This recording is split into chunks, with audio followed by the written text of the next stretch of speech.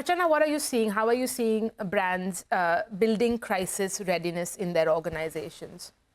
To be honest, not enough vulnerability risks analysis are being undertaken. And I could say that about certainly a lot of the startup organizations. It's not happening. They don't have a manual. The legacy organizations are prepared, or at least have been prepared for over the years. I don't know how living through example I don't know how often they are refreshing it. But when I started my career 34 years ago or whatever, we used to dip into international manuals of global companies that we were representing. Today, it's like you ask an organization and say you want to do it, and they say, well, what would it cost? Because I said it's going to cost a certain amount of time and effort, etc. Oh, we'd think about it. So they're not investing enough. They're not thinking. They're not preparing their teams. And you need a ready team. That the team is not going to go into a panic. Right. You know, a situation's happened. What do we do?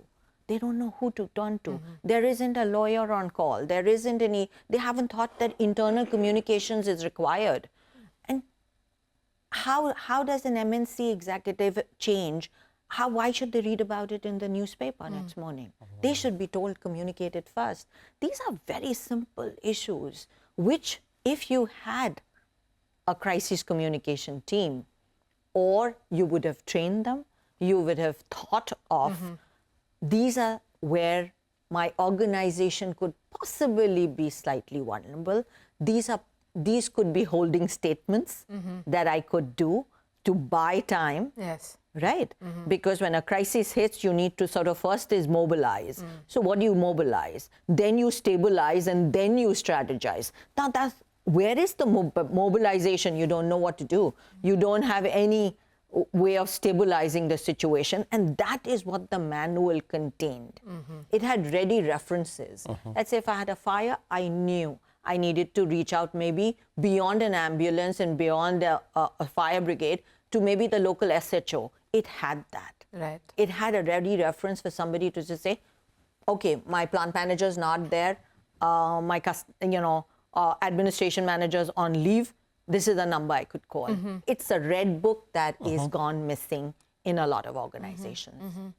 And it's bizarre and it's strange because we just spoke about how the number of exposure points has exponentially increased, Lloyd. It's really strange that, you know, whether it's legacy or startup brands, we're still fumbling on that aspect. That red book, like you said, that manual still is maybe missing or isn't updated.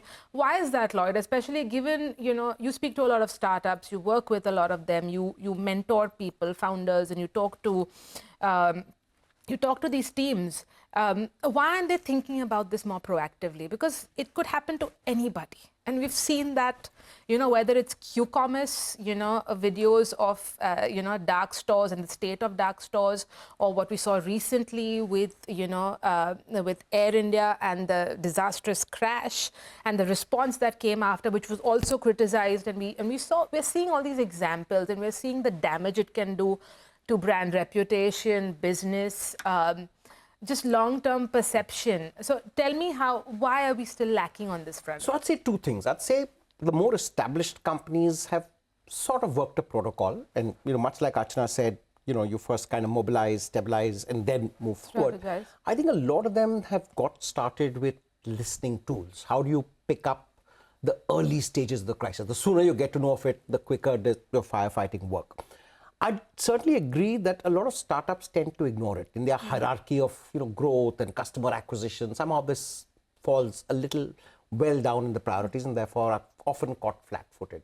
But I'd say more than just the ability of organizations, big and small, to react to crisis or get ready for the crisis, is that the pace and speed is so dramatic that they're barely able to keep pace. I think the reality is that everyone's yet to come to terms with the fact that you can have a crisis coming out of anywhere, anytime, and any place.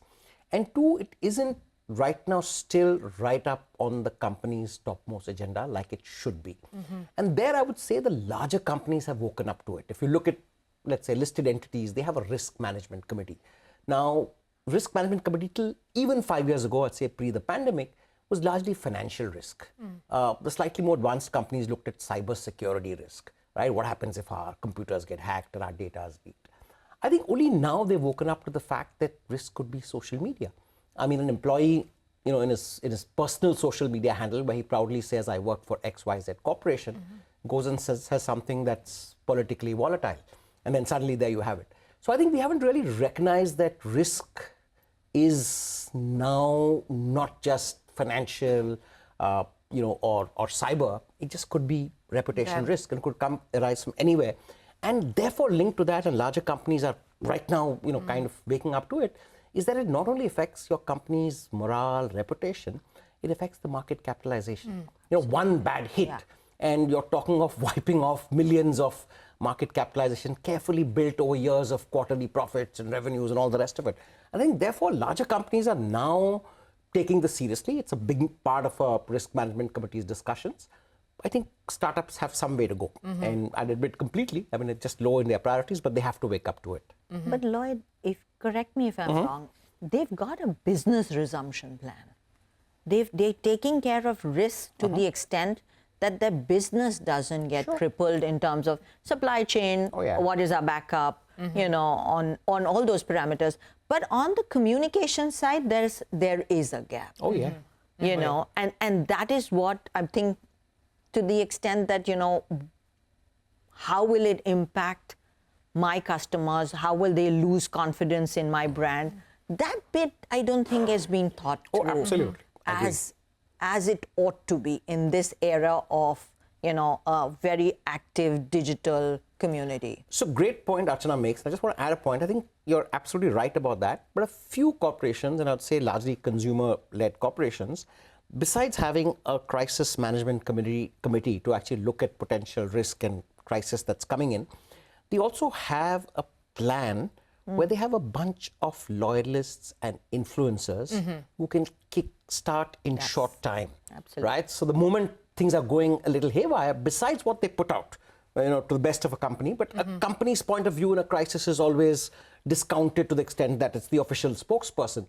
But the moment you have credible third-party influencers who are not your brand ambassadors, that helps. And I know companies that have a bunch of, well-regarded allies who kick in at the right time. On standby. On standby.